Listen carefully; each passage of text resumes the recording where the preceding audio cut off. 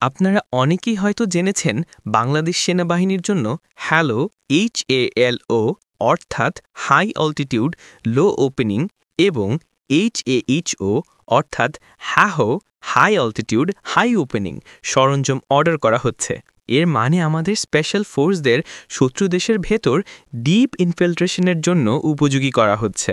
Hello 15,000 থেকে 40,000 fit উপর থেকে স্পেশাল ফোর্স অপারেটরদের ড্রপ করা হয় ট্রান্সপোর্ট এয়ারক্রাফটের মাধ্যমে। যেহেতু লো ওপেনিং, তাই 3,000 থেকে 4,000 ফিটের নিচে আসলেই প্যারাশুট খোলা হয়, যার কারণে শত্রুর জন্য খোলা চোখে ডিটেক্ট করা প্রায় অসম্ভব হয়ে যায়। রাতে হলে তো কথাই নেই। হ্যাঁ প্রায় একই উচ্চতা থেকে ড্রপ করা হয়, তবে এয়ারক্রাফট থেকে নামার সাথে সাথে প্যারাশুট খোলা হয়।